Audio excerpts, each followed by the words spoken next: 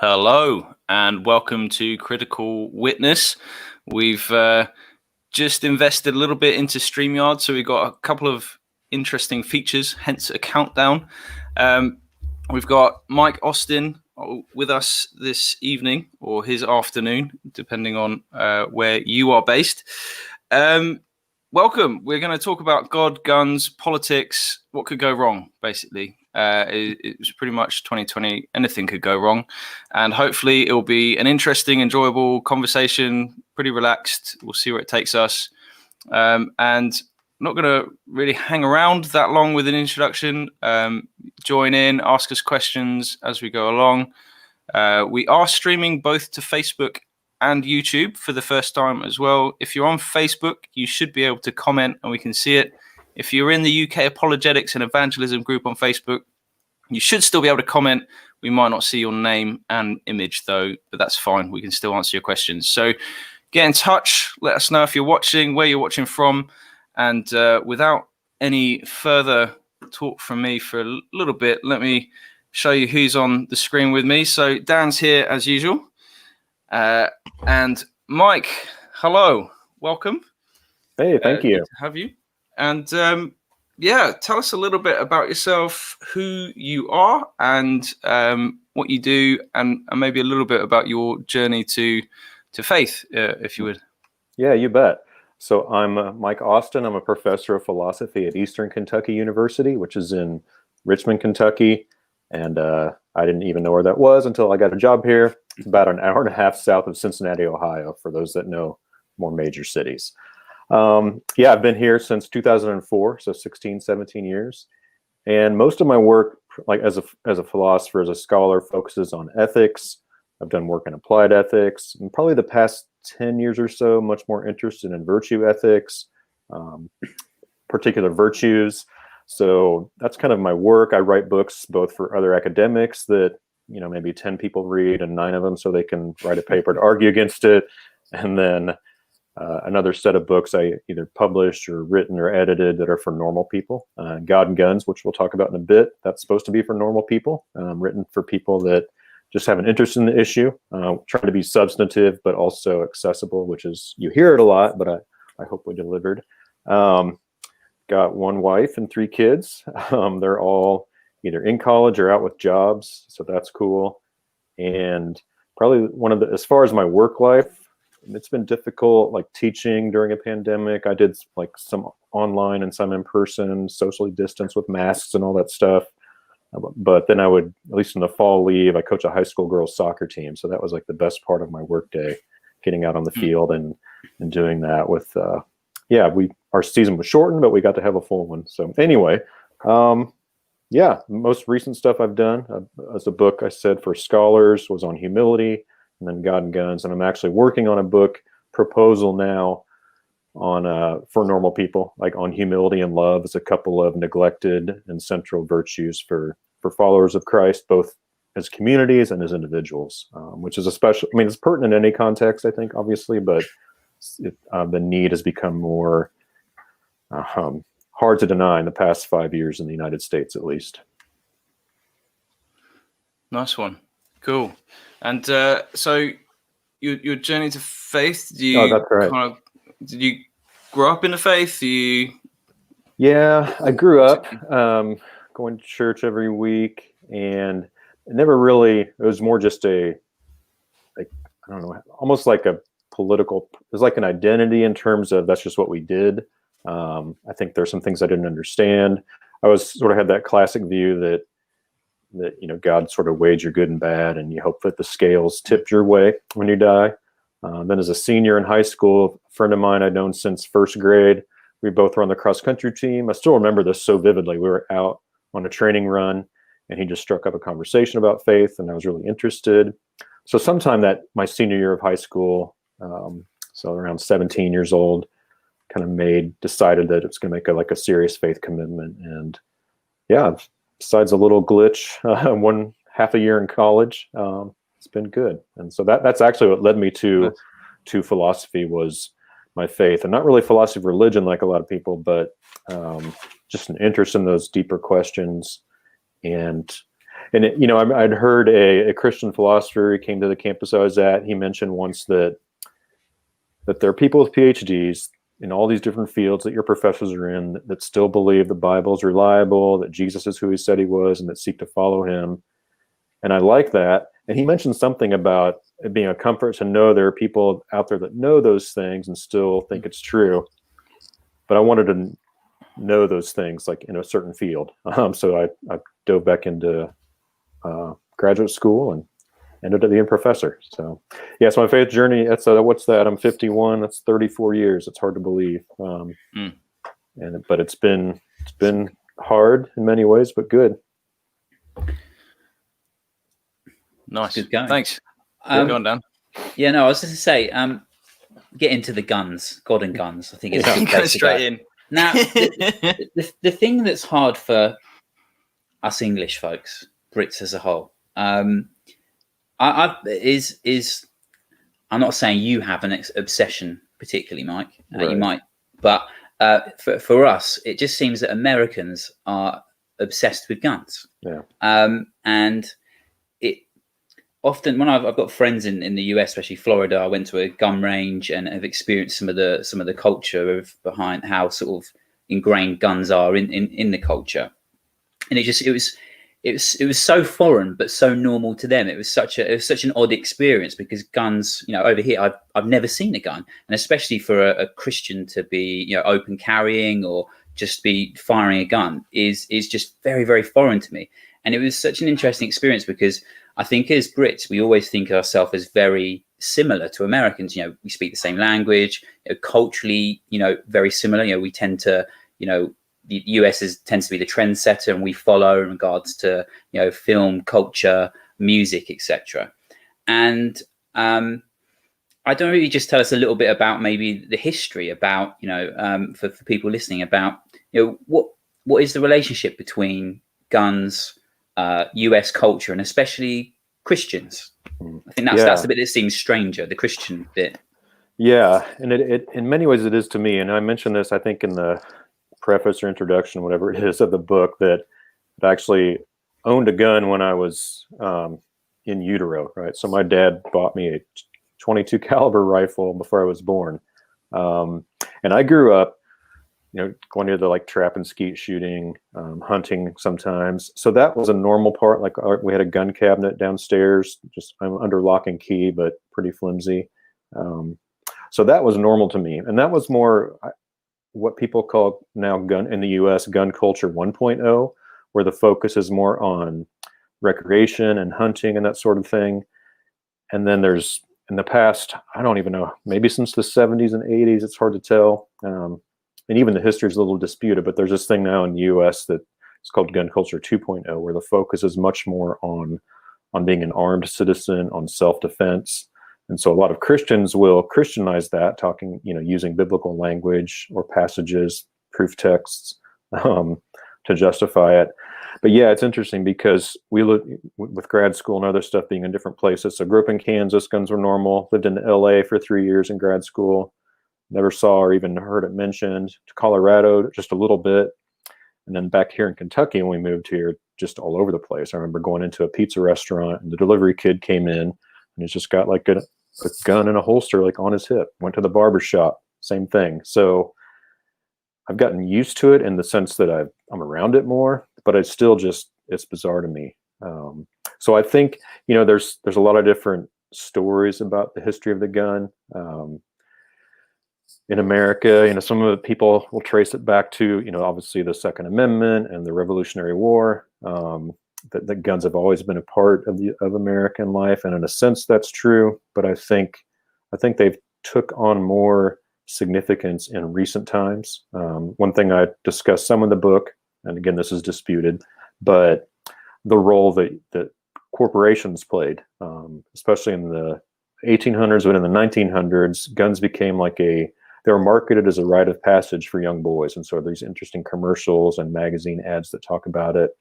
So I think when you bring in the Christian part, there are parts of the United States, like I'm in one now, where a lot of people, they fuse a lot of different things together as a part of their identity, as how they see themselves. So American, maybe Southern American, maybe a Southerner, Christian, and that somehow guns are in the mix of all those things. And so rather than kind of evaluating, well, why do guns have this cultural role in my life or not, right? It's just there. So it's like a package deal. So yeah, I enjoyed hunting and shooting some when I was a kid, and I haven't really done it probably for a decade now. I'd rather do other things with my free time. So, but it is funny with the book, I've had some people contact me and say, decry me as some kind of like left wing, you want to abolish the Second Amendment. And then other people say, obviously this guy loves guns. I'm just like, so I guess that's good if you could come out of the book thinking both those things, or maybe not, I don't know. But yeah, it was an interesting connection, I think. And there's just not a lot of, part of the reason I wrote the book, there's not really a lot of theological, ethical depth brought to the issue. And so I would see sound bites from the NRA or from the Second Amendment movement that Christians would give as like in a slogan that was supposed to settle the argument. Of course, as a philosopher, that just drives me nuts, especially if I think if it's bad, So, so that's kind of what got me into it. Sometimes I still can't believe I have this book out there, because I'd much rather write about character traits and a positive vision and virtue, because I think that's what's lacking. But yeah, I guess I didn't fall into it. I mean, I chose it, but yeah, it wasn't something I set out to do, I guess. I wrote a few things online, wrote a magazine article, then actually was approached by a publisher to consider putting together a proposal. So first time that's ever happened. But yeah, it's good. It's good. It's a rarity. Yeah, that's right. I was so I mean, what are some of the if you don't mind sort of explaining? So what are some of the arguments that people would use? Because I've heard a lot. So like especially in Florida, people would defend the use, Second Amendment to defend ourselves from an oppressive, government. And actually, if you take away our guns, then we're left defenseless, essentially. And it's part of the the origin story of the United States is obviously this defending themselves against us. Yes, right. And a bit about that, but also Christians as well. What sort of arguments do Christians make for the use of firearms? Yeah, I mean, you hear a lot of overlap, whether people are Christians or not. So the argument about tyranny, things like that. And so, I mean, I discuss it at one of the chapters of the book, takes on a lot of these different sort of slogans or short arguments like that one. And look, there is something to it. It's going to be harder to have a tyrannical government with an armed citizenry. But then on the flip side, the things that the U.S. government can do, the technology, there are drones they have that can enter a building and, have facial recognition and kill a person. So I'm not sure if, I'm skeptical of that. And the argument has been, I've had people say to me, yeah, if the government has, we should be able to have whatever the government has. so then you want to play out, okay, so tanks, I've heard people say, yeah. Even had, although the last person I discussed this with was an anarchist, so she had different reasons, but she thought we should be able to have nuclear weapons. And I'm like, there's someone we know that we've known since almost the time we moved here. And several years after we moved here, I found out she carried a gun in her purse. And I was shocked, because I don't think she should be carrying sharp objects around. I mean, honestly, not a person and I don't mean that as not derogatory, but yeah, I wouldn't trust her with a gun. So I just think, yeah, the open carry stuff. But what Christians do is often they just mirror those things, right? So that they might have, maybe not in the extreme form, although some do, but some version of American Christian nationalism. And so they'll just cite the Constitution like it's not like it's scripture, but kind of pretty close to it, or as if the Second Amendment settles it. And of course, legally, depending on your interpretation, it does. But the Christians will quote, I want to say I can't remember the Old Testament book. I'd have to look it up. But where there's a place where God tells the Israelites to arm themselves for self-defense. And then people love to quote, I want to say it's Luke 22, where Jesus says, sell your cloak and buy a sword. And those are the main, and then sometimes people will talk about Revelation, right? These sort of pictures of Jesus, kind of like William Wallace in Braveheart, riding the horse with the sword. And of course, that doesn't really, I mean, in my view, none of those, well, the self-defense one is the best of the three from the Old Testament, but even that, you can bring a lot of questions, obviously. You can't just quote something from the Old Testament. Well, you can't just quote something from the Bible in general. You've got to sort of explain it, explain context. Yeah, context and interpretation and what it meant to them. And there are a lot of things that are said in, well, even in the New Testament, right? Most of us don't like cover, most women don't cover their heads in church like Paul talks about. So there are difficult issues here. And I don't know what it's like there, but for sure here, it's just easy to prove text, and especially these sort of political issues, sometimes theological, but more often just the cultural and political ones, because that's such a heated thing in America.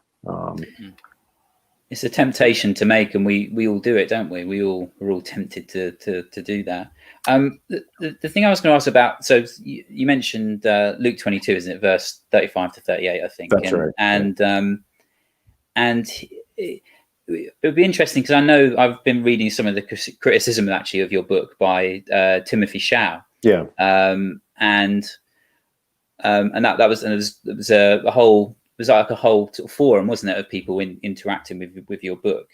I'd be interested to discuss what your particular interpretation of that is, and some of the alternative views. Because obviously, one thing I picked up, I had a little read of it earlier, and obviously there's lots of disciples, but only two swords. And I understood your sort of prophetic view of it. That would be really interesting, I think, to hear about how you interpret it, and in a way that's different to those who would use it to justify firearms. Yeah, and it's one of those things where I think, for me and for others who disagree, so much of your initial mindset informs how you look at it. But I remember the first time I heard it being cited as sort of justification for arming yourself, at least for self-defense. So, okay, I'm going to read it. And so I read that paragraph. Talks about buying two swords, and then he says four, right? That transitional word, and then he quotes, I've got like coronavirus brain, I could get the book down, but he quotes the passage in the Old Testament about the Messiah being numbered with the transgressors, right? And so to me, it was so clear from even just that paragraph that the point was to fulfill this prophecy, right? That they would break the Roman law, right? Which, being armed, in my understanding, given who they were in that Roman occupied area, did that, right? It wasn't legal. So that's the short answer to my view, the prophetic view. And I just don't, and I think broadening the context to the entire gospel, later and before the Gospel of Luke, right? It's hard to say he wanted them to arm themselves, and then later, telling Peter to put the sword away, and kingdom of God isn't advanced by violence, those sorts of things. So, so that's the impression, the interpretation I go to. And I would really encourage people who are interested, because really that's the central New Testament passage people use to justify it, is just to do some study, if you'd have to do the hard work. I think the best thing to do is read the whole book of Luke, and then narrow down into that passage and see how it fits within both the book and then the section of the book. And it's just really hard for me. I mean, I've read, obviously, Tim Shao's stuff on that, and I think I've said this to him or others, that if I was going to opt for that view, I think he gives the most compelling case for it. But I don't think it's the best. I think this one it's the most straightforward reading, as far as I can tell, of the actual text itself. It's one thing to have a sword. It seems quite another thing to have like a fully automatic, powerful assault rifle. Yeah, there's that too. So if people want to carry swords around for self-defense, I mean, that's kind of weird, but okay. But yeah, Sikhs do it to some extent, but if you want to take that literally, why suddenly a sword equates to gun? Yeah, it seems like quite a logical leap. I don't understand. I guess from their perspective, it offering the counterpoint is, actually, obviously they didn't have guns, and the equivalent in terms of defense was for personal combat, defending yourself, would be a sword. So I know it seems silly, but perhaps it's not as silly as it sounds, because that's the ancient equivalent. Yeah, that's right. So I imagine that's what someone would say in response to that, is that you're right. I mean, comparing it to a tank would be, anti-aircraft gun or something like that, or a nuke would be absurd. But I think probably if I was an American and wanted to defend my gun rights, then I would appeal to it being equivalent. Although there are similar claims made by people like prosperity gospel, where they would say that Jesus riding on a donkey was the equivalent of a limousine or something like that. So which I think is absurd. But maybe this one's a little bit more reasonable. How would you respond to that if someone said actually they are equivalent? Yeah, I can see. So the argument is just what you said, that in that context, right, that was that was your personal weapon that you would use, protect yourself or harm others, right? And so there's, by analogy, at least in the American context, right, same thing. And so if I'm bringing a sword to a gunfight, so to speak, these days, right, I'm in trouble. So they had equal weapons, to protect themselves. I just go back to me, that question is interesting and important, but it's secondary, because I don't even think self-defense is the point of the passage in the first place. I think it's that fulfillment of prophecy. And you could, there are interesting other interpretations, some that are a stretch, that try to read it much more symbolically. I lost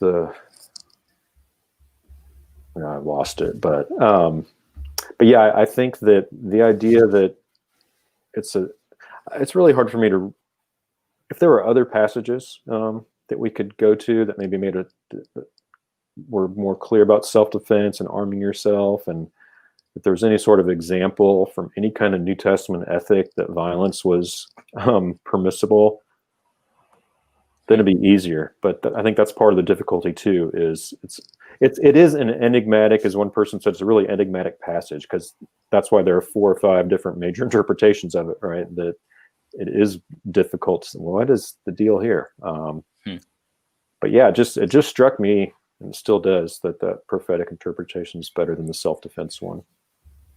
Okay, so kind of related to that. So, one of the things I've always thought about the use of guns is that I can think of good reasons to own a gun. For instance, I know that a lot of critics of your view and those who just defend the use of guns for Christians is, even in some kind of appealing to the virtues of courage and things like that, to actually use guns to defend others. And because I know if you look at I know the data's a bit contentious on this, but the data about how often guns are used by individuals to protect others. So actually, even though I know that the US data on guns is horrendous, and it's something like I can't remember, like 40,000 gun-related deaths each year on average. Yeah, that's right. And I think about 60% are suicides and about 35-40% are murders. Obviously, those rates, the rates for murders, would obviously be, I imagine they would argue, significantly higher if we didn't have the number of guns that we had that would have stopped murders. But then the counter example would be, well, given that 60% of suicides, if we didn't have such easy access to guns, there would be significantly fewer suicides, given that suicides are usually deeply connected to the method. So I don't know. So how would you respond to that claim? Yeah, I think I'll start with the suicide issue, because that's an important one. A lot of people don't realize that, and I think for people, for Christians and people trying to think through gun policy in the U.S., that's actually, in a certain sense, it's an easier one to deal with, right? Because you don't think someone who's suicidal should have access to a firearm, but we don't have any sort of laws or regulations, at least not consistently, about safe storage, about trigger locks, those kind of things. So some people will say, look, if someone's going to kill themselves, they'll find a way. But as you pointed out, that's not the case when you actually do the research. And so especially younger people, impulsive about that. And there would be fewer deaths. As far as the other, that's one thing that as a philosopher, and I do sort of analytic philosophy, so it's more conceptual analysis and application, and I want it to be practical at the end of the day. But the empirical stuff was difficult because you're reading outside of your area of expertise, so you're depending on other people. But when you can find someone who will say there are 50,000 defensive gun uses a year, upwards to over 2 or 3 million a year, and I think it's on the lower side. I think there are a lot of problems with a lot of the studies that claim it's so high. But I wanted to come at it from a Christian point of view and think through, what does it mean, right? When you decide you're going to own a gun or carry a gun, and you take that responsibility of doing that, and you're opening yourself up to, you're saying I'm willing, even if it's just in self-defense or defend my family or friends or loved ones or someone on the street, I'm willing to kill somebody, another person made in God's image. And one thing that really stuck out to me, which is it's true to me, my experience, how people think about this, and seems to be true in this data as well, is we tend to overestimate our abilities, right, in the heat of the moment. So people who train for years make mistakes in the heat of the moment with firearms, and then we want somebody who's just taken a weekend class or even nothing but applied for a permit to have a gun in church or in a movie theater, and I think that's that's just makes no sense to me at all, that it's that lax. So, violent crime in the U.S. has actually since the 1990s gone down. You'd think it's the opposite. Now, there's certain parts of the country, areas, cities and regions where it's increased a lot, but there's the story that gets told by the NRA and others that you've got to arm yourself to protect your family, to provide for your family, right? And so, we buy into this, some of the language is racist, and some of it's just stuff apart from that immoral in other ways, right? It's like they're coming, and if you're not ready to protect your family, you're not doing your job as a man or as a godly man or as fill in the blank. And I think a lot of things about masculinity and evangelical Christianity in America get wrapped up in this as well. So in the book, I don't defend a pacifist position, although doing the research and reading over the year and a half or so, 2 years I worked on the book, pushed me even closer in that direction. And since then I've done more reading. I feel like whatever space I'm at, if pacifism is here, I'm as close as you can be without just jumping in, right? And that just comes, but I think there's just such a, and you mentioned culture and stuff like that. It's violence. When you start paying attention to the prevalence of violence, not just in America, but more like just in pop culture and all those things, it's just everywhere. And so it seems like, of course, the guy on TV, his gun, he saved his wife or his child, so I can do the same thing. And I'm skeptical of that. Or a lot of other things. How has he trained, right? Is he freaking out at the moment? There's just all sorts of variables that we just tend to ignore and overestimate ourselves. So anyway, those are some thoughts that come to mind. So this is totally coming from a position of someone who hasn't read the book yet. It's been on my list for a little while since Dan mentioned your name. But in terms of just for anyone who's new to your name and your book, I'd be interested in just what angle do you take? Is it along the lines of more regulation, more training? Because technically speaking, you can have guns in the UK. They're just, you have to have qualifications and licensing. I haven't actually looked into it too much myself, but there is a guns for sport in that sense. So shooting clay pigeons and things is quite good fun, but the prevalence is just not there. Even our police, for the most part, you only have specialist units that are armed. So we're quite used to regulation, and it makes sense over here. Could you just so there's a couple of questions in there. What angle do you take on that? Are you for all right banning, or where do you go? And then we'll see where that goes. There was something else in there, but yeah, there's a pragmatic problem of an outright ban in America, in the sense that there are as many or more guns than people. Right now, a lot of those are concentrated in the hands of a very few. So it's not like gun ownership is widespread as it sounds at first blush. There are plenty of people that have large numbers of guns. But if you boil down boil down the book, maybe in a sentence or two, it's something like, there are things that we can do to reduce gun violence while we protect the rights of responsible gun owners, and that Christians especially have good reasons to work towards that end. So more regulation in one sense, that's one stream of what we should do. Another one is more the cultural, and even just looking at our own house a little bit as followers of Christ. What does it mean? What do we think about this? What impact can this have on our character to carry a gun? Have we thought about how that changes our views of things, our views of other people? What it means to, in terms of, there's some arguments about weapon ownership and training, that it has the potential to undermine empathy in important ways, and empathy is an important sort of emotional and even cognitive trait that underlies a lot of the virtues. Yeah, underlies really all the others that are, well, maybe even all, but for sure all the relational virtues. And so there are a lot of these questions that, at least in America, we're just not asking enough. So I don't think there's like a law or set of laws that are just going to make the problem go away. But I think there are a set of laws that can reduce gun violence, and that we've got good reason to think they'll do that, while still protecting people's, Second Amendment rights as responsible gun owners.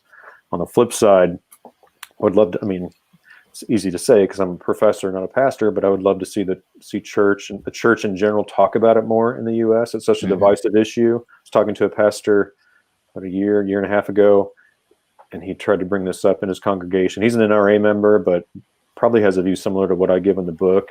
And the people in his church were just like, we're not going to talk. Like the men's group, they just didn't want to talk about it. Don't talk about our guns. Like, it's just this, It is a sacred thing in a certain way. And I think that's what bothers me the most, because while it's true that the world's fallen and broken, and that beating swords into plowshares is prophetic, but it's also a description of the kingdom that we're supposed to be trying to realize now. Right? That's your kingdom come, your will be done on earth as it is in heaven. So that's the way we should be moving. So that's the book. Yeah. And so that other stream is, look, a lot of the problem. Look, if more people, the majority of people dying from guns or by suicide, that's a huge open door for the church to invest time, money, resources into the communities, providing mental health services. Sometimes it could just be some pastoral counseling. It may not even be, a therapist or psychiatrist, psychologist, depending on the issue, but there's a lot to do there. And so, in terms of poverty, right, there's just racial issues, justice issues, there's all kinds of things that feed into it. I think that's what's hard about all these crime statistics, where people want to make sort of this one-to-one correlation or causation. It's like all the variables and factors that lead into crimes or gun crimes, they can't just be boiled down to one thing. There's a ton of stuff. So, yeah. Okay, so I was just thinking another objection I know an American friend would make is that, well, if you remove all the guns, let's say that we did this, greater restrictions, fewer guns available, then what you're doing then is leaving the guns in the hands of the criminal, and leaving yourself essentially defenseless, or there are more barriers to you being able to access a gun than they can now. Or the hands of the government. That's the other threat, isn't it? Yeah, I think, look, I just would say the argument in the book is that if you are responsible, some sort of demonstrated competence, and aren't other sort of, like haven't been convicted of a felony or a violent crime, or even a misdemeanor like stalking or things like that. I think, look, it's not an absolute right. Even the Supreme Court argued in their 2008, 2010 decisions related to the individual right to own a gun that those findings are consistent with limits and conditions. And so I think that as a society, we can make room for people who have somehow demonstrated that minimal responsibility and competency with a firearm, that seems a fair requirement to defend yourself. So I wouldn't say, I'm not advocating let's get rid of all the guns, or even make we should make it more difficult than it is. But if you're really concerned about defending yourself and your family, I can't imagine why you wouldn't want to get some specialized training. Otherwise, there's a good chance. I mean, look, the statistics show if you have a gun in the home, the most likely victim of a gunshot wound or death is a member of that home, in that household, right? It's not a criminal, so, or a home invader or something like that. So I would say you want to protect your family, great. Become skilled enough to do it so that you can do it at least more effectively than not. I mean, over here in the, especially in London where I am, we have knife crime is a real issue. I mean, the logic of the argument would be, well, I should have a knife, but all I can imagine is, well, you can see how that would worsen the situation in many ways, because then when I'm involved in an altercation, I have a knife, which means I'm probably more like, or in terms of most incidents like that are opportunistic. I don't, someone doesn't go out looking necessarily to go and stab someone, but they result in an altercation. They have a knife, and it's more likely to be used because you have it on your person rather than not. So I can see it in the same way, and it makes sense. Same for guns as well. If you're having one, you're obviously much more likely to be able to use one because of how easy accessible it is. Mm-hmm. It's an interesting one. I mean, the suicide, going back to the suicide one, I think it's such an important point. Like, are people just not aware of the data around that? How many thousands of, it must be like 25,000 gun suicides each year.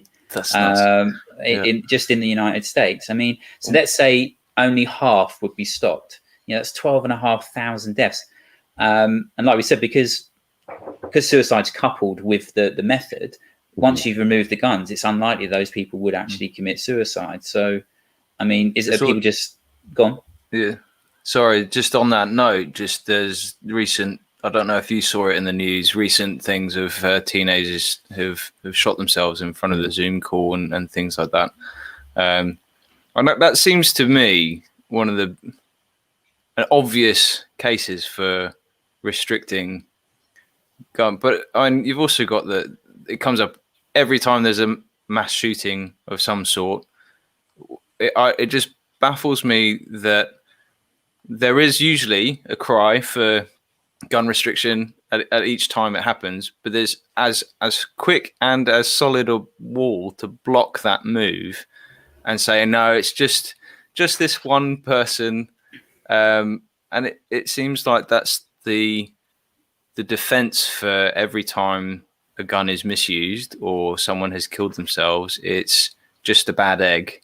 That individual responsibility that seems to be very much, and we're quite individualist in the UK, but it seems to be such a strong individual responsibility that, again, is a no-go zone for conversation within Christianity in the US of it's that one person's fault should not impact my rights to own a gun.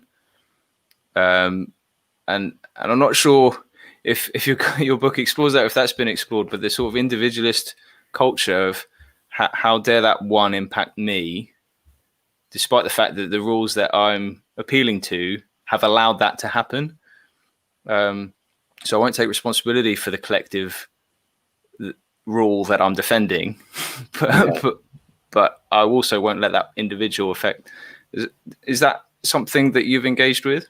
A little bit. I mean, I think people just, that's part of what irritated me, I guess, and still does. That's where slogans come in. It's like, it's not the gun's fault. So I've had someone say, well, going back to the knife, if it's not, take away guns, people kill each other with knives, ban knives, they'll use rocks like Cain and Abel, and what are you gonna do, ban rocks? And so then I just think, no, but I'm not even arguing to ban guns, right? But I think that, look, this is where the structure of what a gun is matters. So I mentioned this in the book when there was the school shooting in Newtown, Connecticut several years ago. On that same day, there was a knife attack in China, like at a school. And of course, I'm trying to remember the number. I mean, over 20 kids and other professionals in that school building were killed. Nobody died in the knife attack in China but a gun's much more deadly, right? An AR-15, I've been told by a friend of mine who was a paratrooper, you wouldn't want to take that weapon into combat.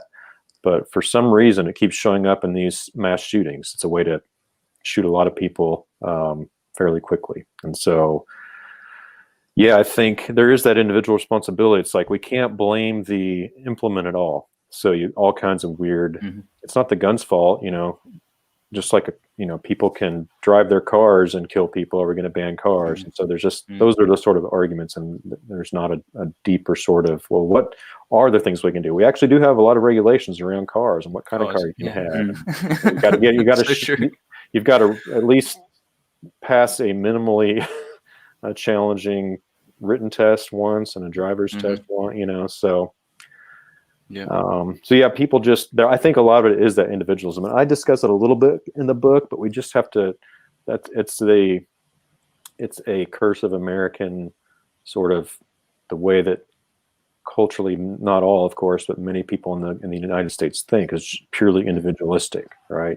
Yeah. So someone can say, well, look, a poor person can say, I pulled myself up by my own bootstraps and was able to get into college and have a career. I'm like, that's good, but that doesn't mean that other people don't have a more difficult time, or maybe there's some advantages you had they didn't, or maybe they just, so I think it's just too easy for us to focus on us and our little small inner circle and don't realize that American dream.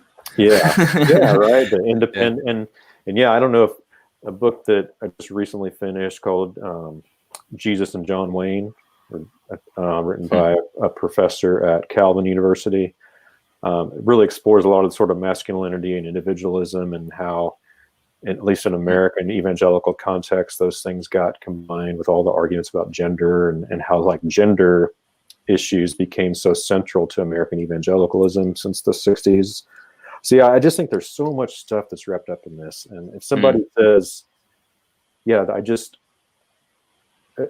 set aside Americans, just as Christians, one of the ways that we can be whatever that countercultural means in the United States is to have a much more communal view about who we are and our responsibilities, and that my good is bound up with the good of others, my next door neighbor, people in my church. We don't want that, right? And it was for several years ago, one of my pastors, he's moved on, but he said something like, your spiritual growth depends upon other people. And I had the initial like, well, I don't want that. I don't want to, because if I do this stuff, read my Bible, do these classic spiritual disciplines, fast, pray, silence and solitude, but you actually read the New Testament. It's like, oh yeah, we need each other, and Americans don't like that, right? We want to be independent, so I believe in this myth that we can do it on our own.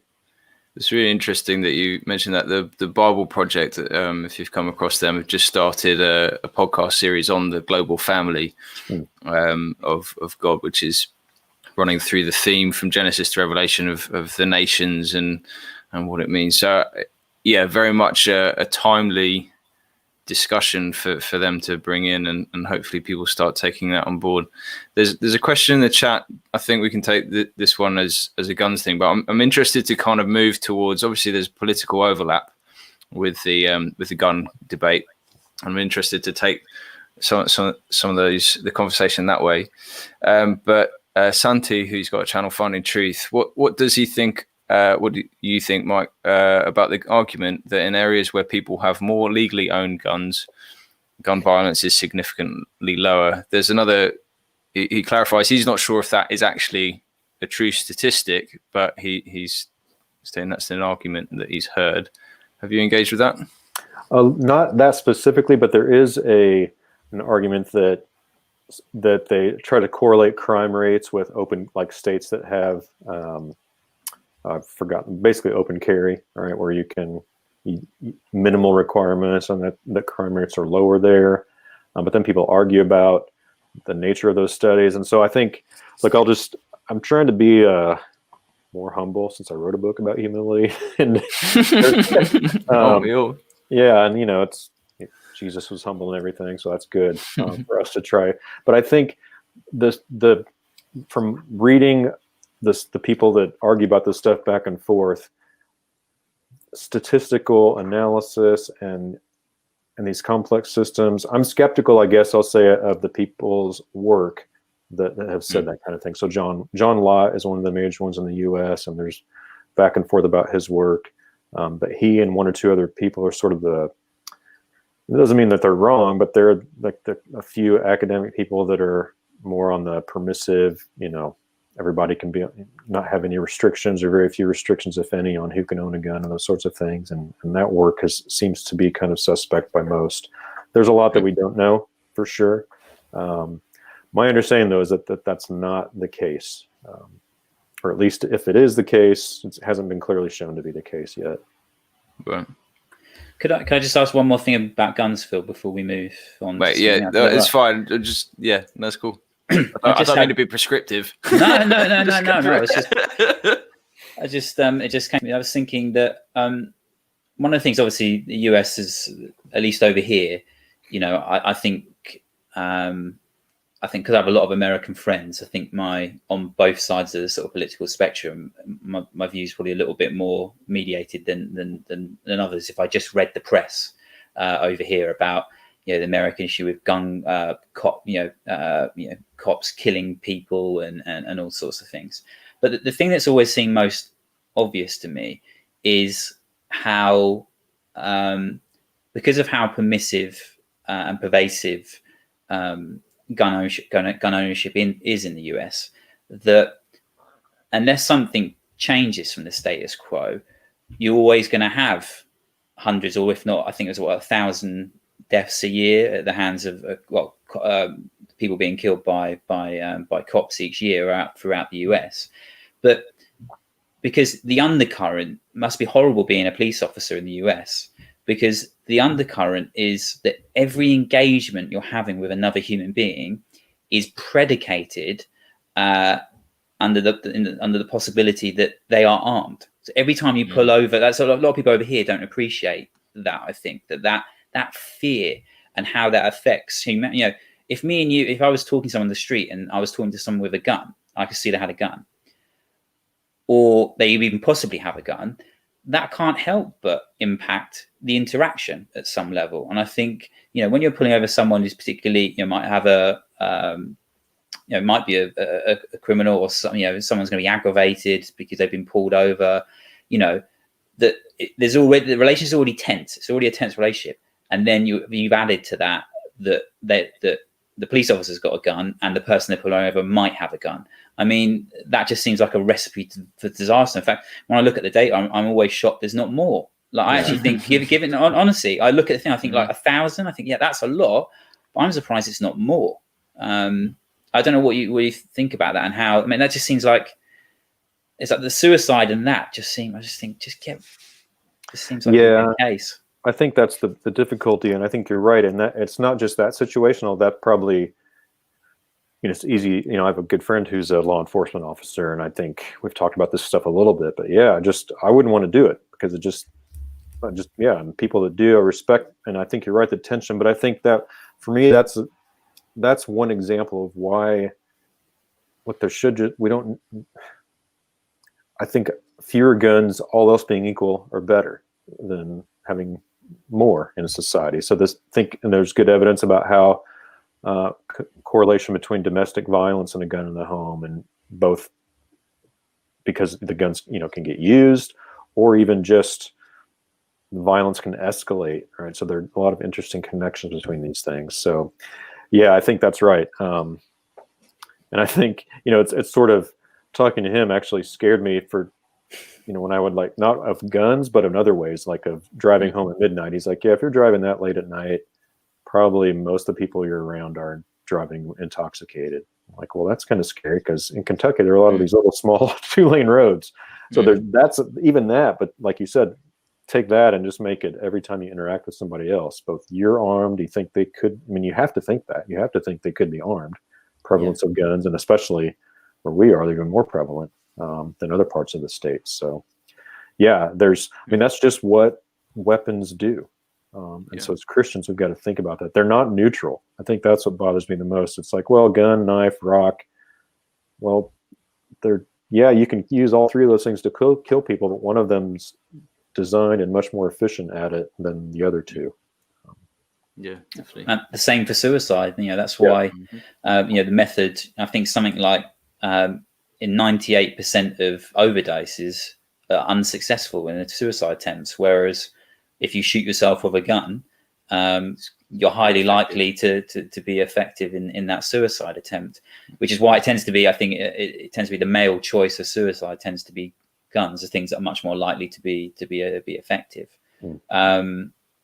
But I just think it's sad that that's not known widely enough, and especially for Christians to think, actually, if we just got rid of our, had slightly more stringent, restrictions and things on gun ownership, that we could reduce that by several thousand, possibly.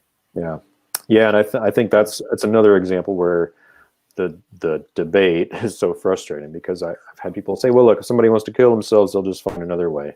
But it's just not true. But then people just ignore it and move on, kind of like everything in our political debates these days, right? You can provide counter evidence, counter argument, and it doesn't matter. Just ignore it and dig in. That was an excellent segue there. I like that. Yeah, it wasn't on purpose, but as I said it, I thought, oh yeah, he's done this before. Yeah, right. So I'm moving towards that then. So there's a lot of stuff happening in America right now that is quite, in one sense, it's fascinating. In one sense, it's really sad, and in one sense, I'm concerned that it's infiltrating the UK church as well.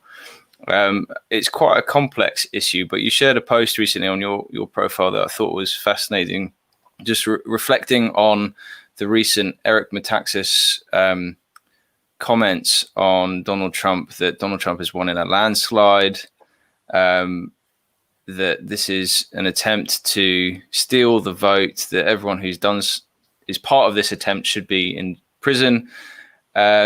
And the quote here, this is the most horrible thing that has ever happened in the history of our nation, which is bizarre, for one. What has happened to Eric Metaxas? Right? Because I, as a fellow brother in Christ, I don't want to be like he's mad, right?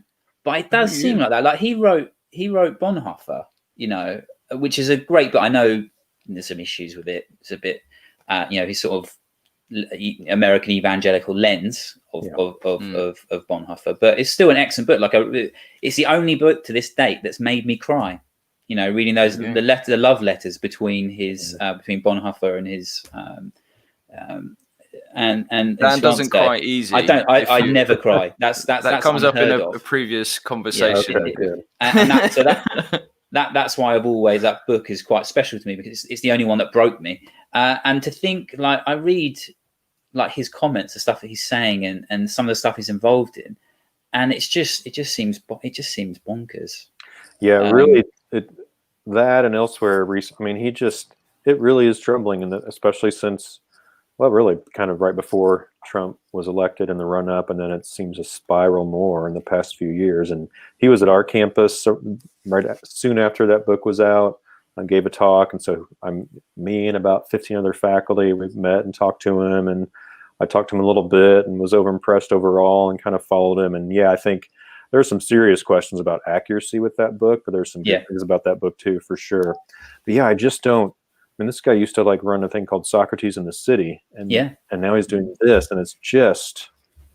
And I had a friend of mine kind of believes some of this stuff and telling me some news outlets, and that I looked at any of the interviews of people in Michigan who are claiming, signing affidavits about X, Y, and Z. And so maybe this is the bias. Well, no, my social media feeds are all over the map given my history, but the ones I saw are just terrible. And they make, there's the ones going around right now. The woman appears to be drunk, testifying in Michigan someplace about how all the votes on the polling book none of them are true. I mean, just sort of outlandish claims. And I just go back to last time I checked, out of 31 or 32 cases that have been brought, only one of them were found in the favor of Trump's campaign, and it didn't make any difference, obviously, in the overall result. So it is weird. And Metaxas I don't know if seriously, if it's got emotional issues or psychological issues, or if he's found he's kind of dug himself this online niche where you can, these days you just have what do they say, 1,000 committed followers, so to speak, that'll buy your stuff. And so who knows, but it's bad stuff. And to claim that, to invoke Jesus in it, regardless of whether it's true or not, is what it's just really troubling to me. Do people listen? It is that claim. So he does say Jesus is with us in this fight, and that's and that he's willing to die for it. That's what he said too. He's I'll die for this fight, President Trump. So I'm seeing with some of the Americans I've interacted with, I'm seeing these claims that it's obviously electoral fraud. Like it's not even, it might be, it's obviously. I'm seeing claims of, well, it's the assumption that I don't read widely, which I find quite interesting anyway. It's that kind of label, do your research because I've done mine. It's well, where? Give me some links. And generally there aren't any links that come back of any value if they come back at all. I had one comment just before coming on here that was very much like, I don't have enough time to write down all the things that show the evidence for why this election is so corrupt. How dumb are you, Phil? I know. I must be. I feel like I'm missing something. but when I look for it, I mean, I probably am biased. I don't think I'm that left. I don't think I'm that right. I'm pretty as centrist as they come if we're talking labels. So so it's very much this idea of the media is the problem, except the media that I watch and agree with. The media are rubbish and completely. Well, there is that. But what is the media? But I mean, the media itself. I mean, I think most people don't get their information from traditional media outlets and anymore. And it's and they don't do themselves any favors, on both sides. But it's I mean, it would be interesting if there was really solid evidence that there was large scale voter fraud. I mean, you're always going to have some degree of voter fraud. Was it like 0.09%? It's insignificant, and I think it's largely around could be around that number. It's going to play no part. I mean, Biden won by so many votes just because Donald Trump is hated so much that people who have probably never thought about voting just got up to vote. And the thing is, it wouldn't even matter, I think, whether his policies, whether they were good or bad. It's just him as a person. People don't like him, and that's why there's always these interesting things. But I don't know if you've seen them where people go onto a college campus and they'll interview someone. I remember watching one with Obama and they'd be like, they tell them, oh, this is your person's policies. What do you think about? Oh, they're great. I love Obama. Yeah.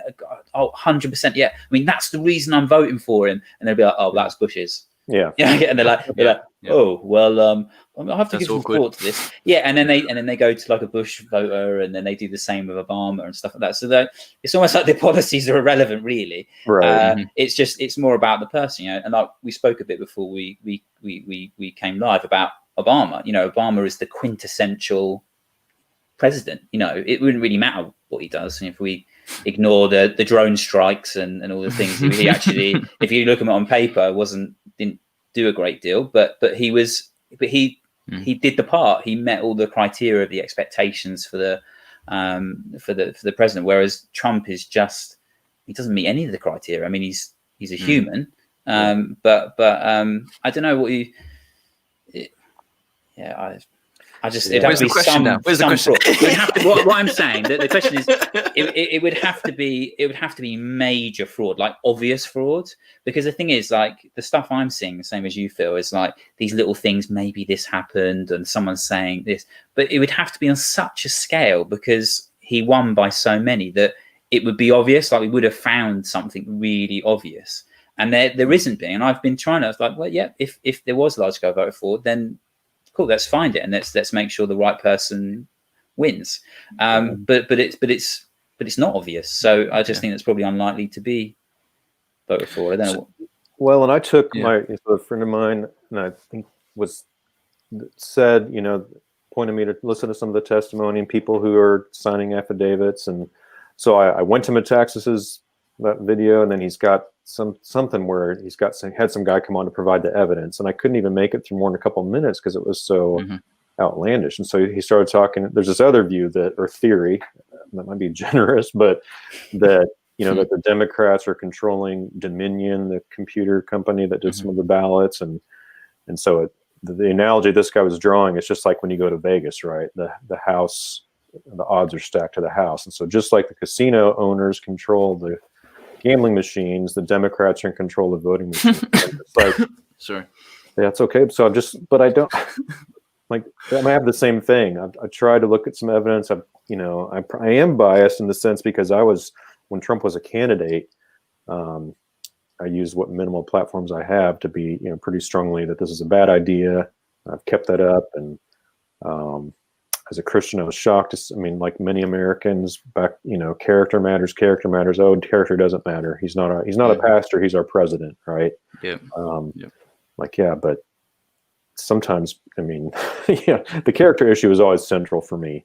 No matter, forget about the policies, and I have problems with a lot of policies as well. But this person has incredible power. So I don't know what the stuff about the election. Yeah, I have enough faith. Now the claim is Trump tweets, they're not letting us provide evidence, but you're in a court of law, your lawyers are there, you got evidence, just where is it? Yeah. So it's pretty frustrating. I think it's go on, Phil. I'm just trying to figure out a way so we're all kind of in agreement there's a big problem with these facts or alternative facts or conspiracy or whatever word you want to use as charitably as possible. And we've all interacted with Christians who are absolutely persuaded that Trump should be the president, and anyone who says otherwise isn't a true believer. maybe certain pastors have said that. So as Christians interacting with other Christians, you've got a little bit more of a platform, a significant more platform than us, Mike, with your book and your engagement. You've interacted with character, and that's part of your thing beyond guns. Yeah. What do you recommend pastors, Christians do? How do we engage with this without it becoming an us versus them, a question of salvation? Is it down to how we read Revelation, as some of this article insinuated, like the Left Behind series has left us with a bunch of people with no doctrine and some fanciful ideas? What's your take on steps forward for the church? I think that's really difficult, and actually interacted some with my pastor about this the past couple of days. But I think I don't know what it's like there, but I think the anti-intellectualism and intellectualism, the mind's not going to be the savior of culture, but it's a necessary prerequisite for positive change, right? You've got to know what's true and have some wisdom, both individually and socially, to try to, foster the good, the common good. But I think our society is anti-intellectual. It's much more, Husserl talked about sensate culture, sort of emotion driven, and I'm not an anti-emotion kind of person I think they play an important role in our judgments. They actually are forms of judgments, but we're appealed to emotionally so much. And pastor, it's on Twitter, he mentioned this, so it's hard as a pastor to compete with clickbait and all the stuff that's out there, right? Because the thinking through something takes time, takes effort, it's frustrating. It's part of. But I guess we just have to start at ground zero and say, it's God is the one who said, "Come, let us reason together." Right? Yahweh said that, and so we've got this capacity to reason. We don't all have to have PhDs in philosophy or be philosophers or theologians, although we all are, in a sense, we are those things, right? Because we think about those kind of issues. I think in our churches we need to start there, and that what does it mean to love God, heart, soul, mind, and strength? Well, mind is in there. So what does it mean to love God with your mind? Well, one thing it means is to, I would argue, work at cultivating in community, because that's how it's done, some of the intellectual virtues, open-mindedness, humility, precision, not skepticism, because I don't think that's right, but like a rigorous, logic, all right, rules of inference, those kind of things. What are some basic logical fallacies to avoid? Because those are all over the place. And then even for those that are interested, even in churches, having a Sunday school class where maybe it's more like a seminary class where you write a paper or two and get graded, right? Where it's actually more demanding. Not everybody's cup of tea for sure, but I think there are people out there that would love that and respond to it. Pastors need to, and mine does a good job of this, I told him, exemplify, right? Being concerned about these kind of things. But we just have to, but at the fundamental level, man, it really is a lot of humility and love, because that's what's going to help us. A love for, if you love the truth, for us, the truth is a person, right? It's a triune God. And so if all truth is God's truth, then it's not just truth from the Bible, but what's true about politics, about political theory, about biology, about, everything. And so I don't know, I wish I had the answer, but I think there's a lot of things like that to do. And we just have to push back against, we're coming in the United States out of, in the 90s and early 2000s, and maybe beyond then, a lot of the seeker sensitive stuff, which had some good things about it. But some of the bad things was it sort of was like a consumer driven entertainment version of church, happened in some places. But just, I think it couples too with especially evangelicals, and I've noticed that especially in this part of the country, the focus is much more on getting somebody to become a Christian, or, as they still say around here, say the sinner's prayer or whatever it is.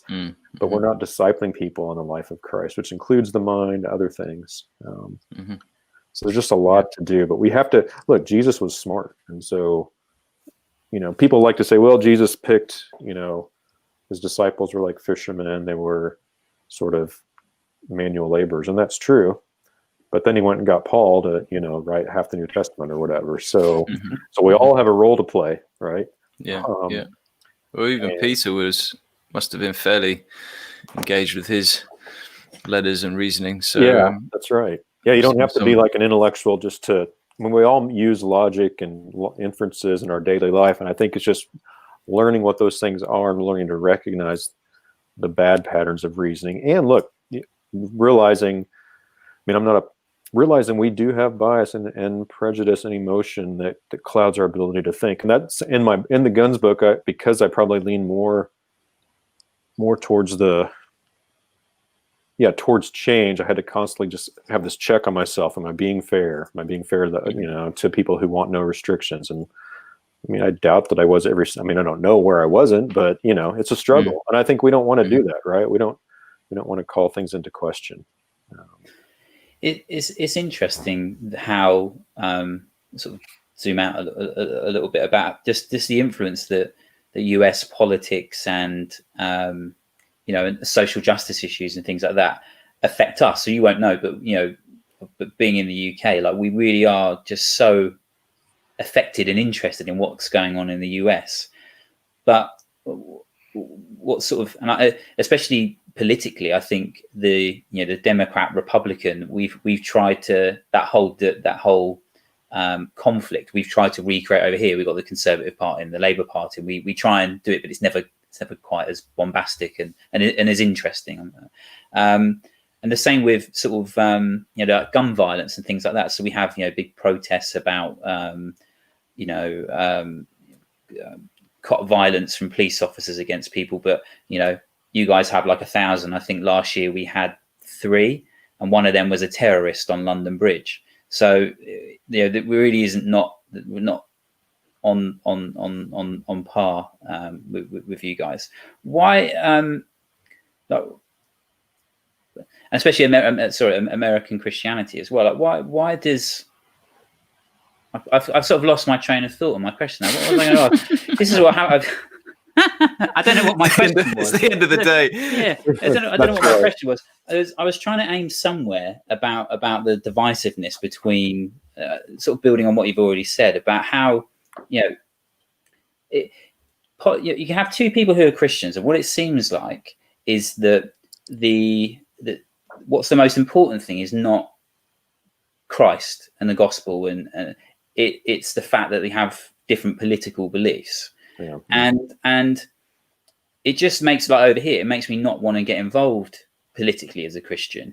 And I've seen myself becoming more like the Quakers. Like, I just don't want to vote. I don't. It feels tainted, like, because both parties are moving away from. Well, from my perspective, I think, like, as a Christian, like, it's harder to vote for any party. And I've really found myself thinking, do you know what? I don't want to vote. I feel sort of.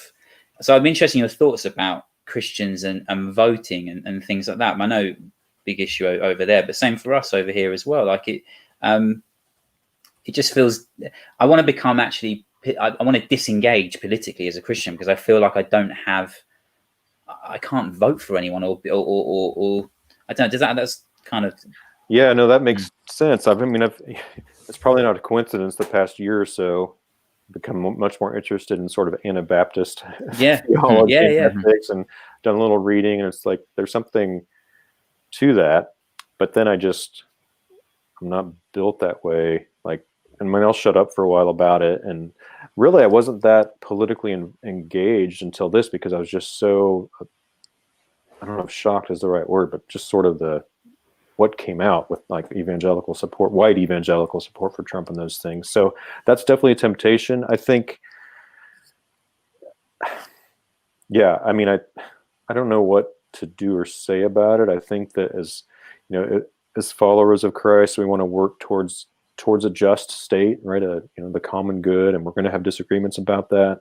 But yeah, it is really troubling to me. So I'll give a good example, or a bad example, then a good one. So the bad example was, several years ago at a different church we were a part of in the past, and another guy and I were talking. He's a little younger than me, about politics, and I'd mentioned that I voted for. I mean, I've been a Democrat, Republican, and independent. I'm independent right now, and hopefully I'll just stay there. I mean, I've voted for the different parties, both presidentially and locally. Several years ago, I voted for the Democrat for governor, because the Republican, he was like a Trump Jr. here.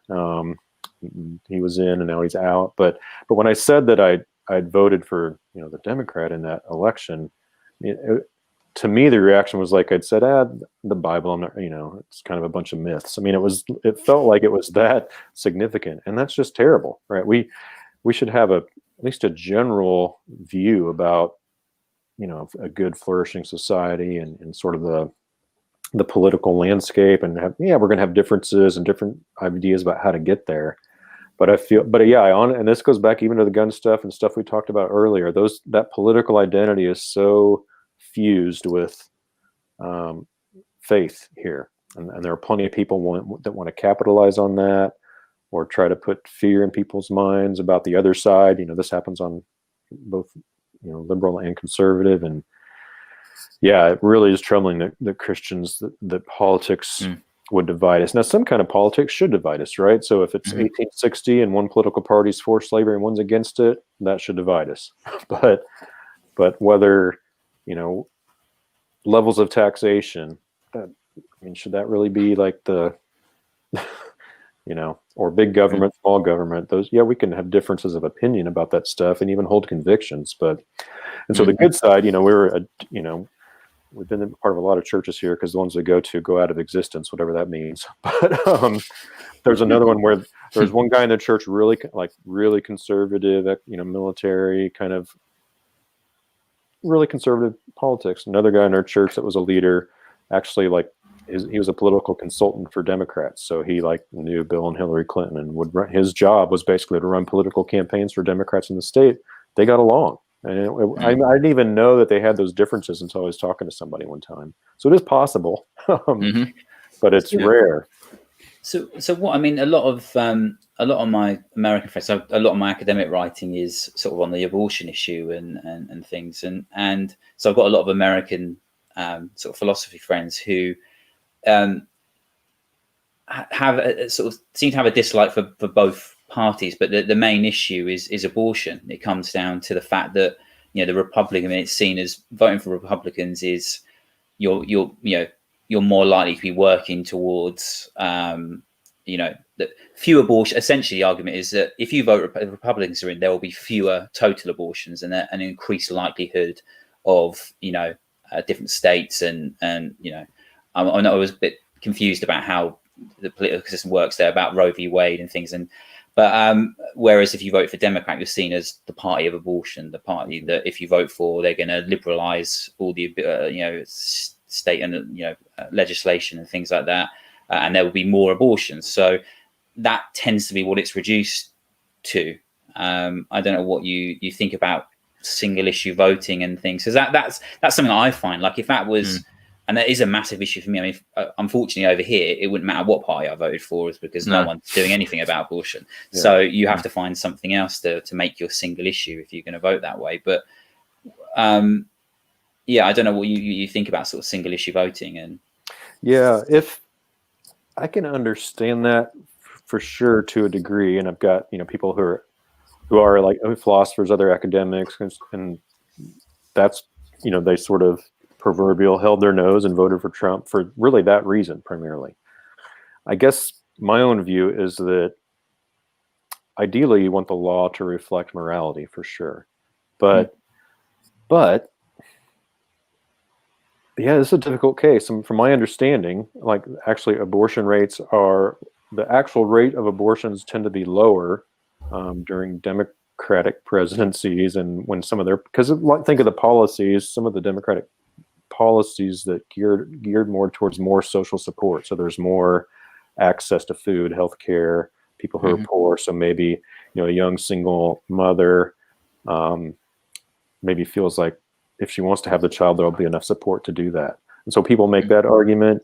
And I've just become really skeptical of the way the Republican Party works, because this has been since as long as I can remember. So in the 80s, when I started paying attention more to politics, pro-life at every level. But look, it's been 40 years. It's not really a lot has changed. Supreme Court could change it. That for sure could happen.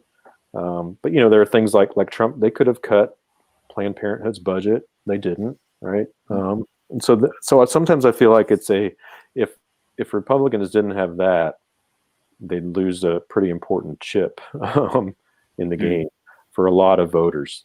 And so sometimes I just feel, I wonder if people are getting played. And I think they have been for sure. And I think, and there have been some, there's stuff kind of leaks out about people talking about it. But the other thing is, for me, like with Trump, I understand someone that would vote that way. But gosh, I was just worried about things he can do that cause a lot more deaths. So you get into this tricky thing where, and look, whatever you think, I, for one, I'm not going to blame Trump for the deaths of the coronavirus, but I think him and some others share some responsibility in how bad it's gone in our country. There are things they could have done at the start that would have made a difference, like putting in the National Defense Act and making tons of testing, right? So we could limit the spread by a lot more testing a lot earlier. I don't want to get into all that, but so this English, I mean, here's the struggle, is that I think that fetus, the way philosophers talk in the abortion debate, just unborn fetus, right? So unborn child, I think they're fully human. I think they have the right to life. So I have that sort of belief. It's really based more on philosophical arguments, not so much scripture, although they're definitely being made in God's image or things you can bring in. But on the flip side, I would rather, this is a case where I would rather have, if my choice is abortion be illegal and have higher numbers of it, or it be legal and lower, I'd rather just have actual more people, not fewer abortions happen for whatever reason. And I think and that's the other thing. I'm a little skeptical of the amount of change that would happen. I'm sure it would reduce the number of abortions each year, but let's say that Roe v. Wade gets wiped out or repealed. Now it's up to every state. So Kentucky might end up being pro-life state. Ohio's not. Go to Ohio to get an abortion. Yeah, it's more difficult. I mean, there's been some recent data on the states that restricted abortions showed that there was a significant reduction in the total per capita abortions. Yeah, I think I saw that. So there is some, and again, I mean, it's like with the issues with Italy. You know, Italy has really high rates of conscientious objection, so a lot of people have to, if someone wants an abortion, they usually have to travel to a different region. But you find lower abortion rates still, and I imagine it would be basically whenever you put a barrier in front of someone, there, you know, some proportion of those people are less likely to, you know, to try and overcome that barrier to achieve the end that they want. But yeah, no, you're right though. It's interesting, but I think that's the most persuasive reason I can sort of think of why a lot of people vote for Republicans, is that they just see it as that party of life, and then I just see the Democrats, you know, they're literally described as the party of death. You know, and that, I mean, that just strikes me as just totally uncharitable. Even if they are pro-abortion, but to call someone like the party of death, like to approach dialogue with someone who thinks differently is well, this is the party of death, the party of, you know, it's just, I don't know how you can ever have fruitful dialogue and discourse and really try and understand someone when you paint someone in the most negative, horrific light. It's just scary. I just find, like with Trump, I mean, policies aside, he's just so divisive, and you can't. I think what's so strange about the US is, well, there are lots of things I will find strange. Lots of things I love about. Lots of things I love about the US as well. I love the US. I love visiting my friends in Florida. But you know, out of over 300 million people, the best that you not you specifically, just American people in general, you came up with with a dodgery old dude who likes to kiss people's necks and is I find a bit odd. and then is Trump, this Oompa Loompa who is just who's just so divisive. And yet I have to say, even like Trump, under Trump's, he's done some great stuff. Like there's some stuff like with sex trafficking and some really amazing stuff that gets lost because he's so divisive. If he just didn't speak, you know, or something, or didn't go on Twitter, but he's done a lot of really, really good stuff that people will never know about. They'll never be able they're so biased, they'll never be able to even want to try and understand that he could have done anything good. But there was a lot of good stuff that will all be lost because he's so divisive, and it's so frustrating. And I just think, you know, there's so many great politicians. I like someone like Ben Sass. And Democrats as well, but it's just frustrating for us as a Brit looking at the US thinking, oh, come on. Well, no, we have the same thing here. Please you must be able to do better than these two old doddery dudes. Well, sometimes I worry about that with British politicians as well. we got to do better than just the Etonians. I mean, just on this note, I'm noticing time, but I think just kind of going back to that, I've interacted with a few Americans on the sort of abortion debate, but also with regards to like healthcare. And it was interesting. You noted, Mike, the difference that the Republican seems to be very much about the individual autonomy, very much about you work your way up, very much not about the government responsibility, but about all the way down to individual. And so things like the NHS to a Republican is a socialist experiment, and anything that like Obamacare, I don't know the ins and outs of that, whether that was a good idea, but it sounded like it was caring for the people who couldn't afford health insurance. And health insurance, from my perspective, is the biggest scam across the United States. But there might be other scams out there, but for me, when I can walk in to the NHS and I don't have to pay. Yes, I pay in taxes, but like it's just care, basic level, a good standard of free care. At the point of delivery.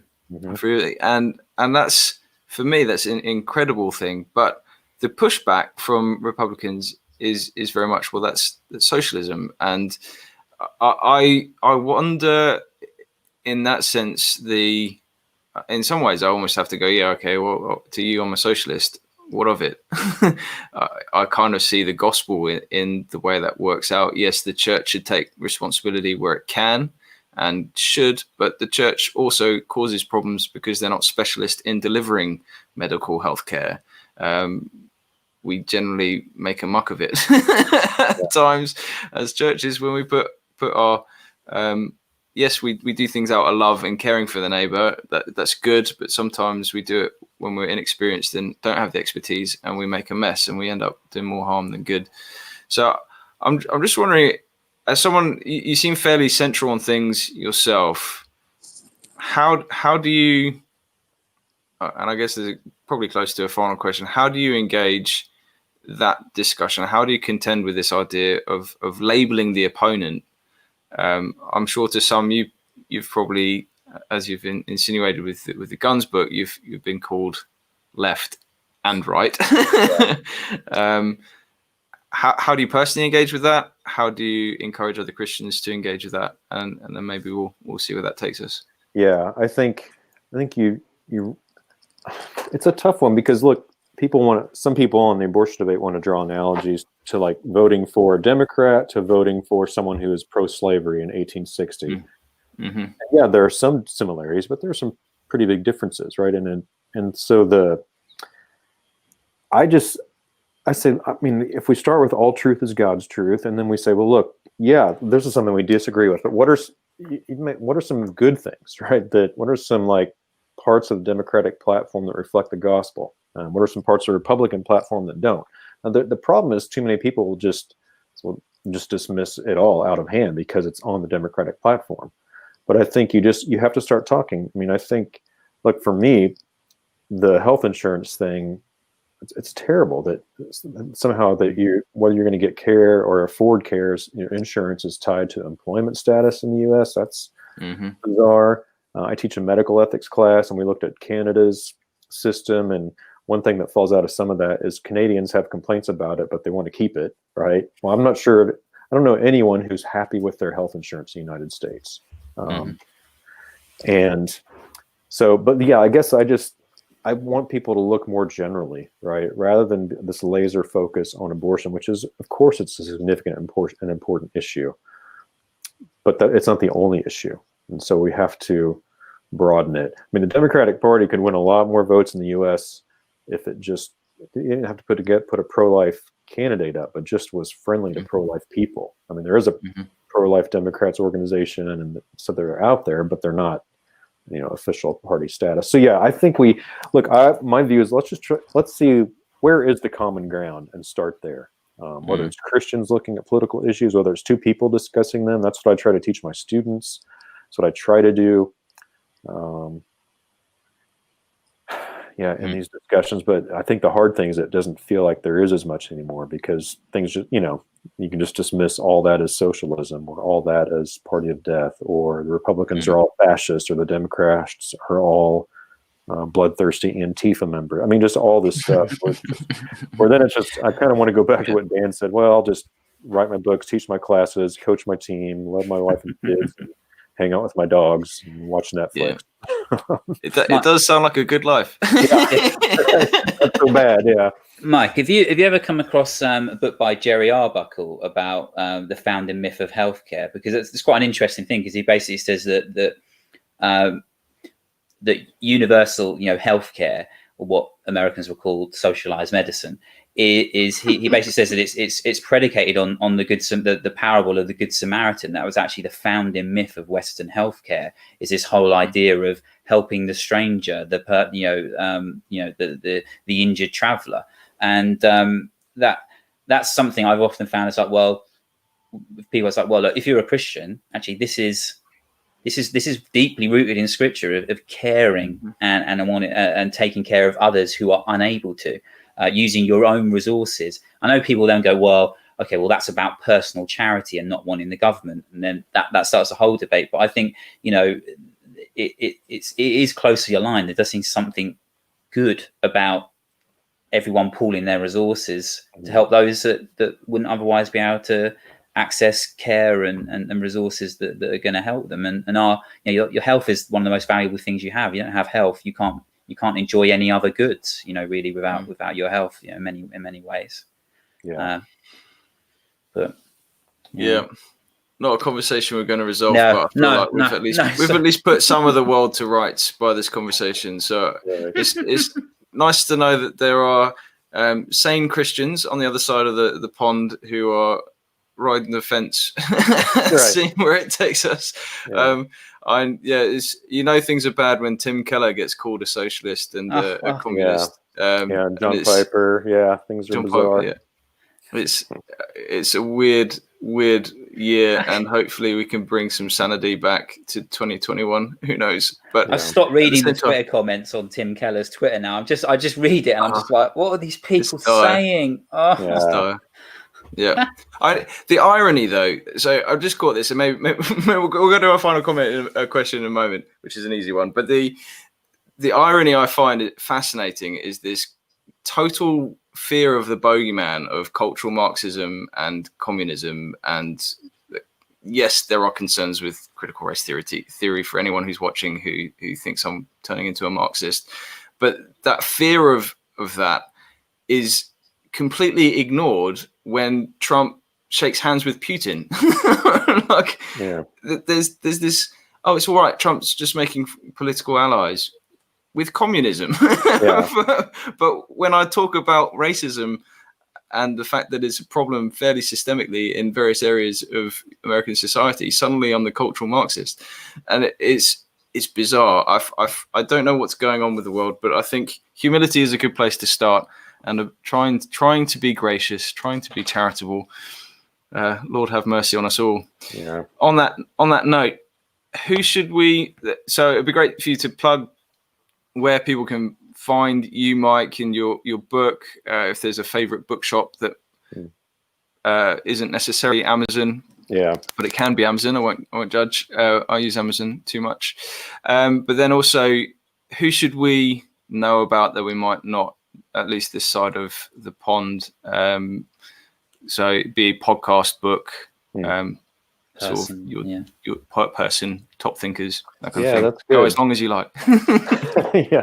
Well, I'm on Twitter at Michael W. Austin, and then I have a website, michaelwaustin.com. And the way the website's set up right now, you can go there and there's about 6 or 7 different links if you want to buy God and Guns or other books, both Amazon, but also Indie Bookshop, which is kind of an internet hub for independent bookshops.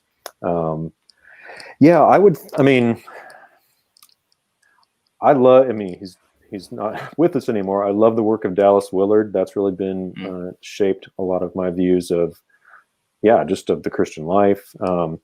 The Renovare, they have a podcast. Nathan Foster, he's Richard Foster's son, does that, which I think has been really good, both because they look at like a lot of different traditions. So there's talk about social justice tradition, about the contemplative tradition, all those sort of streams that Foster's written about.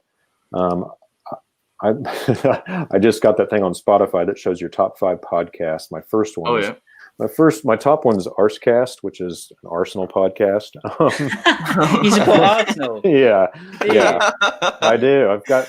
Look there. Let's see if I can't do it. Got my Arsenal flag up over there. But London Theist will be interested to know. He did just say that he's appreciated the chat. That when you come to London, drinks are on us. That sounds good. All right. Go and watch Arsenal. Go down. I went down the Emirates. My wife and I were there 2012. I gave a talk at the Royal Institute of Philosophy, and then I was able to pick the date, so I scheduled it when that's the Arsenal beat West Brom at the Emirates. That was that was glorious. So anyway, there's a couple podcasts. So that Renovare is a great one for just spiritual growth, spiritual formation. There's some Tottenham person, or Chelsea, or I can't remember who Theist supports, but that'll be a Q&A. He's Tottenham. Okay. Oh no! Well, we can't. We've all got our faults. That's exactly right. Yeah, we've all got vices. There's grace. That's exactly right. Yeah. Grace and charity. Yeah, I don't know if I would be an Arsenal supporter. It was the one sports club, or they got to choose. All my teams are from Kansas City, my hometown. But I was like, okay, I'm going to pick a Premier League team because I can. My home MLS is fine, but it's not top level soccer or football. So it was back, and that was ours, and I came across Arsene Wenger like quoting Socrates and talking about developing youth players and all this stuff. And I was like, okay, I'm in. But anyway, as far as like theology, well, Mere Fidelity, that podcast, there's a couple of that's great UK people on that one. And then there's one that I've listened to. I was on in the summer called Theology in the Raw. It's a guy, Preston Sprinkle. That I've enjoyed that. It's got some good people on there. So yeah, those are the ones as far as I can think of that I've listened to on a regular basis, and then pick and choose here and there other stuff. But yeah, as far as like Willard and Foster, I love that for the spiritual stuff. I would, since we've been talking about it, I'm going to find this book. I'm sorry. Yeah, do it. Never apologize about finding a book. All right, there you go. It's interesting that Tom Price mentioned Dallas Willard last week as well, didn't he? So that's twice. Yeah. Have you not read any Dallas, Dan? No, I've not. But people are always mentioning Dallas Willard to me. But yeah, no, I've not had the opportunity to read anything. But now Mike's mentioned it again, I feel like I should look after this, go on Amazon or some other store and buy some Dallas Willard books. Yeah, I would try Divine Conspiracy or Renovation of the Heart. Those are a couple really, they're all good, but yeah. So there's this book, Scandalous Witness by Lee Camp, and it's basically, it's in the he says Christian identities in a moral and political crisis. So it's basically like a little manifesto about Christian politics and just for American Christians, but I think you could broaden the context because it's general. So that's something I would actually suggest. He's a scholar, but it's written in kind of like the God and Guns book. It's got substance, but it's not. You don't have to be an academic to understand it. Cool. Yeah. So I've tried to get people from across the spectrum. So people that are more, Keller is actually in many ways is more conservative. Brian Zond, I don't know how you say his name on Twitter. So I try to get Christians across the spectrum. And so, I've got people on my Twitter feed retweeting Metaxas and others retweeting Metaxas and then, talking about how he's the devil. So that's probably good. Try not to be insulated one way or the other. Yeah. And it's not difficult to do. It has to be a conscious choice, doesn't it? That's right. To do that. Because the temptation, it's a tiring choice sometimes. It is. It's so tempting just to mute people you disagree with and be surrounded by everyone who wants to pat you in the back. But it's so helpful. It's something I've always recommended to people as well. It's just always read widely and read stuff that makes you a bit uncomfortable, because you often. I found there's only benefits to be gained from reading and engaging with people you disagree with. You either change your view because you were wrong. Or you're able to better characterize the views you do disagree with, both of which are immensely helpful. Yeah, well, your convictions as well, because if I read a view that I disagree with and I think, well, here are the problems with it, that deepens my justification for my belief that I have, and that can help you live out that conviction more fully because you've got more confidence. Absolutely. So, There's just one final comment. There's a friend of the show, Finding Truth, a guy named Santi. So he's invited. He knows Tim, and if you are interested, we can for that conversation. I'm sure he'd be interested in hosting that. I don't know if you've met Tim yourself, if you've had that conversation already. Yeah, we've had. Well, we did that there's an online symposium that you mentioned. So there's some back and forth. I did not participate much in it. I just was trying to survive teaching and coaching, and I didn't have the bandwidth to engage it beyond the initial debate, but that's a good place to go. And yeah, Tim and I've met. We met at a conference before the book, but a couple of years ago. So yeah. Well, there you go. I'll leave it to you to Santi watching. You can get in touch through Mike's Twitter, and he can say yes or no. Yeah, there you go. There you go. Cool, Mike. It's been such a pleasure to chat. We said an hour and a half, and it's been a long day for Dan, obviously, and for me. Yeah. It's been a pleasure, and good luck with the books. And is anything else coming out soon, or is that just the dust settling for a bit? Yeah, for a little bit. So just going to be working on this sort of book on humility. Kind of, I don't know what the title is, but it's basically going to be something on humility and love. Focus on those virtues and how it looks both politically, but in the family and friendship and the church. Just what these Christian virtues look like, and look at some scripture in depth first. Philippians 2, 1 Corinthians 13, and then branch out from there. Nice. Well, maybe when that's done, we can have you on and we can talk about this some more. Yeah, that sounds good. Great. Cool. I'll finish up. So those of you watching, thank you for getting involved in the chat. It's nice to see you all commenting. We've got a celebration of 200 subs coming up next Friday. We've got London Theist, who's been in the chat, 136 Apologetics, who's also been in the chat, as well as Andy Kind, who's a friend of ours and has been in the conversation a little while ago.